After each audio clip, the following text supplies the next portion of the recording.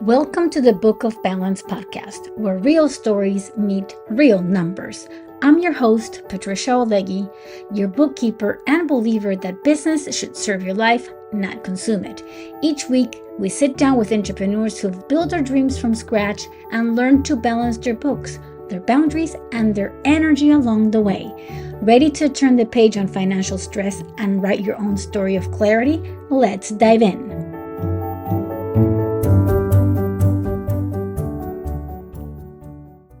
You know the feeling when you're spinning plates, work plates, family plate, business plate, health plate, relationship plates, and you're doing that thing that we do as women, smiling while we spin, making it look effortless until one day you realize you're not spinning plates anymore. The plates are spinning you. I'm Patricia Leggy, and this is the Book of Balance podcast. Today, we're having a different kind of conversation. Not about how to do more, but how to be more present, more peaceful, more authentically abundant, even after you lost everything and had to start over. Because here's what nobody tells you about being a woman who wants it all. Sometimes having it all means losing yourself in the process. And sometimes losing it all is what teaches you how to build a life that actually sustains you. In our last episode, I spoke with entrepreneur Saeed Midou about his peace over profit philosophy. He shared a statistic that stopped me cold. 87.7% of businesses owners suffer from stress, burnout, anxiety, or depression. 9 out of 10 people build businesses are drowning while their bank accounts grow. But today, I want to talk about something the statistics don't capture: the unique pressure women face when we're trying to do it all. Because society sold us a beautiful life, that we could be the CEO, the perfect mother, the supportive partner, the fit and healthy woman, the present friend, and still have energy left over for self care Sundays. I know this intimately because I lived it. I ran a successful daycare business for 17 years. I was building something meaningful, caring for children, supporting families. From the outside, I had it together, but inside, I was disappearing. And when I lost it all, when I had to start over from scratch, I made myself a promise. This time, I won't just chase success. I would protect my peace while building my abundance. Because what's the point of having everything if you've lost yourself along the way? Today, I want to share what I've learned about building a life that doesn't just look full, but feels full. A life where peace isn't something you postpone until you've made it. It's the foundation you build on from day one. Let's talk about the trap first. Because you can't escape something if you don't recognize it, you're in it. As a woman, we're conditioned to believe that our worth is measured by our capacity. How much can we handle? How many roles can we juggle? How little sleep can we function on? We wear exhaustion like a badge of honor and apologize when we need to rest. I remember the moment I realized I was trapped. I was at my son's school event and physically present, but mentally running through the daycare schedule for the next day. I was solving problems that didn't exist yet, planning for scenarios that might never happen. My body was there, but I wasn't. That's when it hit me. I had become so good at doing that I've forgotten how to be myself.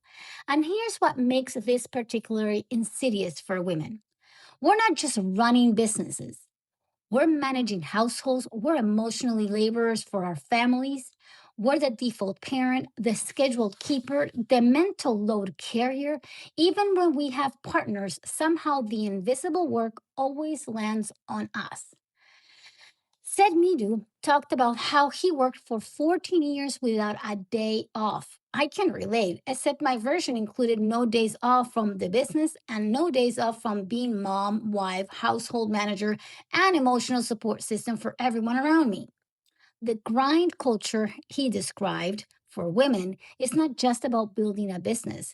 It's about building a business while also being expected to have a Pinterest perfect home, homemade cooked meals, well adjusted children, a thriving relationship, and somehow still find time to look put together and practice self care.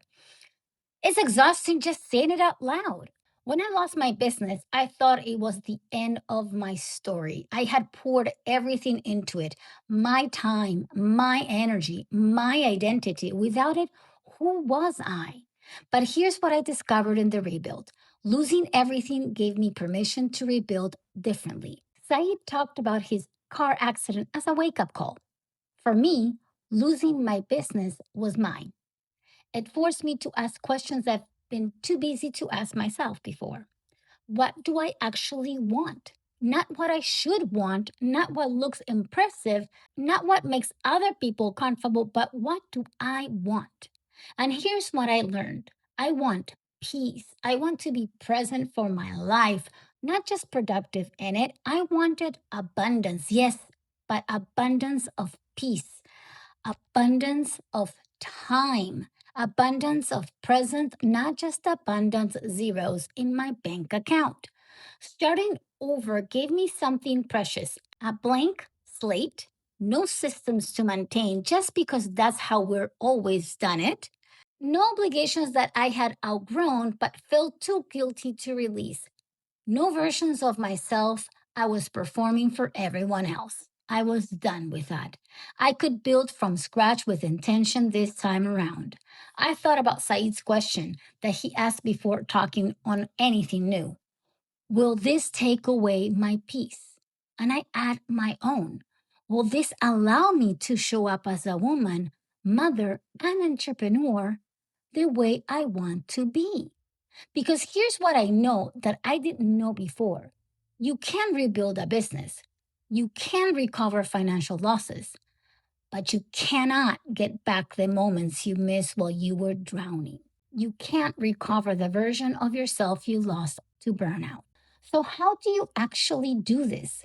How do you build abundance, real abundance, not just financial success, while protecting your peace? Really, how do we get this done? Let me share what's working for me. Said talks about peace as the new profit. For me, abundance means having time for morning coffee without rushing. It means being present when my kids talk to me instead of half listening while checking emails. It means having energy left at the end of the day for the people and activities I love. That's abundance.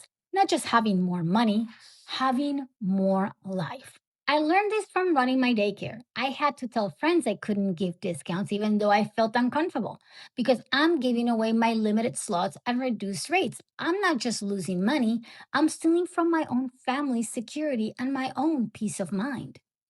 Now I apply this to everywhere. No, I can't take that meeting during dinner time. No, I cannot respond to non emergency messages after 7 p.m. And no, I cannot take on that project even if the money is good, even if it means sacrificing my sanity. And here's the thing about boundaries: you feel guilty at first, especially as a woman. We're socialized to be accommodating, to say yes, to not disappoint people. But every time you say yes when you mean no, you're choosing someone else's comfort over your own peace. Saeed also mentioned expecting his employees to do things exactly like him and how they almost destroyed him. I had the same issue in my daycare. I wanted to teach to organize like me, interact like me, care like me. But here's what I've learned: done is better than perfect, delegated is better than drowning. Someone else's 70% that frees up your time is more valuable than your 100% that leaves you depleted. I repeat, someone else's 70% that frees up your time is more valuable than your 100% that leaves you depleted. And this applies at home too. Your partner's versions of making dinners might not be your version, but it's dinner and you didn't have to make it. Your teenager's clean room might not be the standards, but it's clean and then they did it. Let go of perfection, embrace good enough, protect your peace. I remember dropping off my children in kindergarten and I had taught them how to comb their hair. It was very cute to watch them, how they were combing their hair in front of the mirror, trying to understand how to comb their hairs, doing the opposite direction. And I will never forget how guilty I felt watching them get off the car. and watching how their hair was all messy because they had combed it themselves. But I never said a word because I was teaching them how to be independent, and it was allowing me to have more time to be more intentional in other things. Now, I know some of you are thinking, Patricia, this sounds nice, but I can't afford to turn down opportunities. I cannot afford to work less. I'm building something here. I hear you. I've been there. And here's what I want you to understand: protecting your peace isn't about doing less, it's about doing what matters most. Said mentioned that study showing 62% of business owners make poor decisions because they're wearing too many hats and their mental health is suffering. Think about that. More than half of us are making decisions that hurt our business because we're too burnt out to think clearly. So when you protect your peace, when you create space to breathe and think and be, you're not sacrificing success. You're setting yourself to be better and be better for success, sustainable success. And here's the abundant truth I've discovered: when you stop grinding and start flowing, when you stop forcing and start allowing, when you stop proving and start being, things start to work better, not worse. Because people want to work with someone who's grounded, not someone who's barely holding it together. Customers want to buy from someone who has energy and enthusiasm, not from someone who's one email away from breakdown. Your kids want a present parent, not a stressed out shell of one. Abundance isn't about having more of everything, it's about having more of what matters: more peace, more presence, more joy, and more life. So I started this journey wanting to do it all. I lost everything trying, and in the rebuilding, I discovered something better than doing it all. I discovered how to be all, fully present, fully alive, and fully myself. Said said, peace is the new profit. I say peace is the new power, because when you are at peace, you make better decisions, you show up better, you love better, and you live better. You don't have to lose everything to learn this lesson. You can choose peace right now, today, in this moment. So here's the question that I want to leave you with today: what's one thing you can release today to protect your peace tomorrow? I am Patricia Olegui, and this is the Book of Balance podcast. Thank you for joining me, and remember, you're not alone in this journey. None of us are. Until next time, choose peace, choose presence, choose yourself. Goodbye. Thank you for joining me for today's episode of the Book of Balance podcast. I hope you enjoyed our conversation and found value in the insights we shared. Make sure you subscribe so you never miss a future episode. And as promised during the show, you'll also find a link in the description with today's guest information, website links, and all the mentions we talked about during the episode. And if you're a do-it-yourself entrepreneur, you can join the Clarity Compass method at claritycompassllc.com. It's a monthly subscription where business owners like you dedicate just 1 hour each week to work in their books, get their questions answered, and stay consistent with their support of a community committed to financial clarity. Now, if you'd like to connect with me personally, head on to my website, olegui.com, to schedule your complimentary 15-minute consultation. It's the perfect way to get your personalized bookkeeping questions answered and explore how the white glove services can support your business.